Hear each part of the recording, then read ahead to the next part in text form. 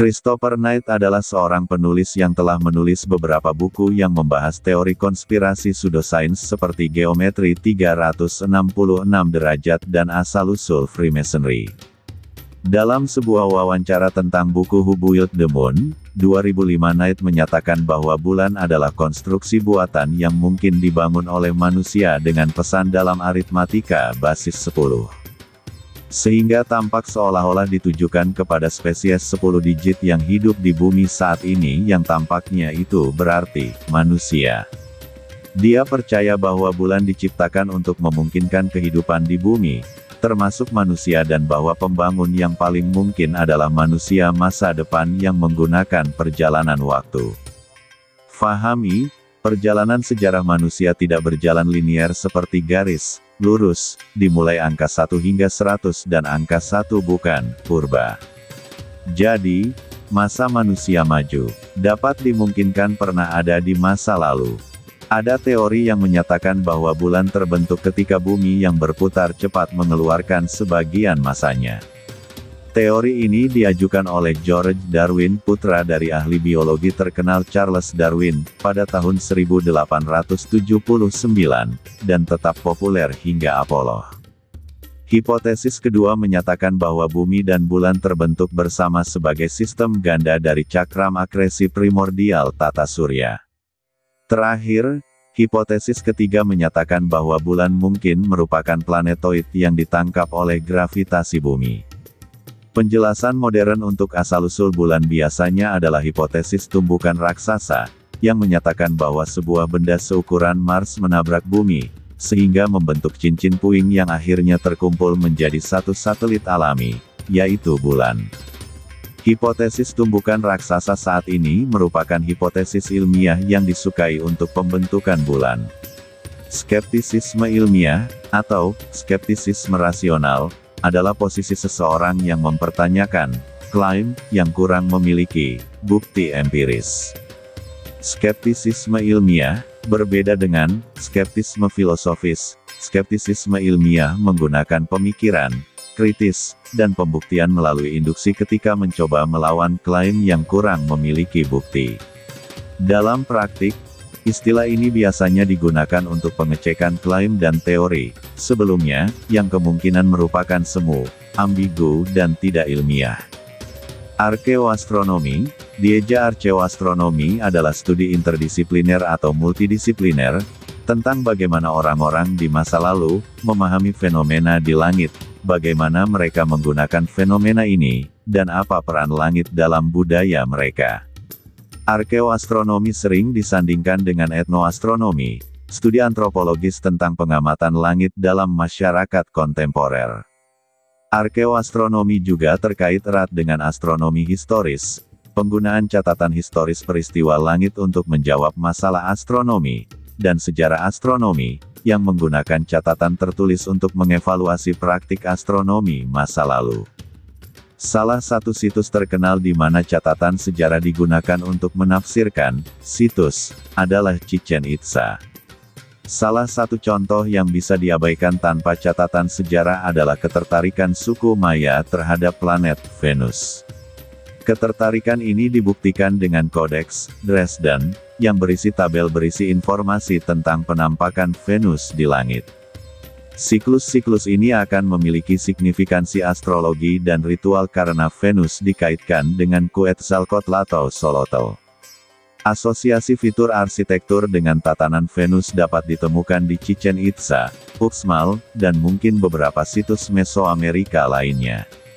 Bumi dan bulan juga memiliki nama yang feminin dalam berbagai bahasa, Gaia Terra, Selene, Luna, namun nama-nama tersebut berasal dari bumi dan bulan dan bukan sebaliknya.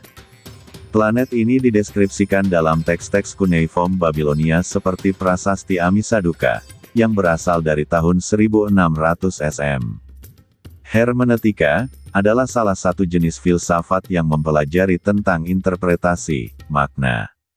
Nama hermeneutika diambil dari kata kerja dalam bahasa Yunani yaitu hermeneuein, yang berarti menafsirkan, memberi pemahaman atau menerjemahkan. Jika dirunut lebih lanjut, kata kerja tersebut diambil dari nama Hermes, dewa pengetahuan, dalam mitologi Yunani yang bertugas sebagai pemberi pemahaman kepada manusia terkait pesan yang disampaikan oleh para dewa-dewa di Olympus. Fungsi Hermes penting sebab bila terjadi kesalahpahaman tentang pesan dewa-dewa, akibatnya akan fatal bagi seluruh umat manusia. Hermes harus mampu menginterpretasikan atau menyadur sebuah pesan ke dalam bahasa yang dipergunakan oleh pendengarnya. Sejak saat itu, Hermes menjadi simbol seorang duta yang dibebani dengan sebuah misi tertentu. Berhasil tidaknya misi itu sepenuhnya tergantung pada cara bagaimana pesan itu disampaikan. Oleh karena itu, hermeneutik pada akhirnya diartikan sebagai proses mengubah sesuatu atau situasi ketidaktahuan menjadi mengerti. Sebagai istilah ilmiah, hermeneutika diperkenalkan pertama kali sejak munculnya buku dasar-dasar logika, Prihermeneias karya Aristoteles. Sejak saat itu pula konsep logika dan penggunaan rasionalitas diperkenalkan sebagai dasar tindakan hermeneutis. Konsep ini terbawa pada tradisi beberapa agama ketika memasuki abad pertengahan medieval AG. Hermeneutika diartikan sebagai tindakan memahami pesan yang disampaikan Tuhan dalam kitab suci-Nya secara rasional. Dalam tradisi Kristen sejak abad 3 gereja yang kental dengan tradisi peripatetik menggunakan konsep tawaran Aristoteles ini untuk menginterpretasikan Alkitab. Sedangkan dalam tradisi filsafat Islam, ulama kalam menggunakan istilah ta'wil sebagai ganti dari hermeneutika untuk menjelaskan ayat-ayat mutasyabihat. Jadi pesan Tuhan harus disampaikan secara benar, juga rasional. Memahami pesan yang disampaikan Tuhan dalam kitab suci-Nya secara rasional dan objektif. Kitab Kejadian membahas kisah para leluhur orang-orang Ibrani. Para sarjana Alkitab memperkirakan penulisan kitab Kejadian mulai dari tahun 1400 SM hingga abad ke-5 atau ke-6 SM. Kata Genesis berarti awal atau asal-usul, dan itulah inti dari kitab pertama Alkitab. Kitab Kejadian, 11 bab pertama kitab Kejadian menceritakan kisah tentang penciptaan alam semesta, termasuk bumi, bulan, matahari, bintang, dan manusia. Dalam kitab-kitab ajaran asli Nusantara penyebutan benda-benda angkasa di jagat raya antara lain. Matahari disebut Redite atau Raditya. Bulan disebut Soma. Mercurius disebut dengan Buddha. Jupiter disebut Brahaspati atau Wraspati. Venus disebut dengan Sukra. Saturnus disebut dengan Saniscara. Mars disebut Manggala atau Anggara. Bintang Kejora, planet Venus disebutkan dalam surat Al-An'am ayat 76, di mana Venus disebut sebagai bintang senja yang muncul pada masa pencarian Tuhan Nabi Ibrahim digunakan sebagai objek pemujaan. Dalam eskatologi Islam, kata halaka diartikan sebagai membuat sesuatu dari yang belum pernah ada sebelumnya atau menciptakan sesuatu sejak semula atau menjadi sebab awal maujudnya sesuatu.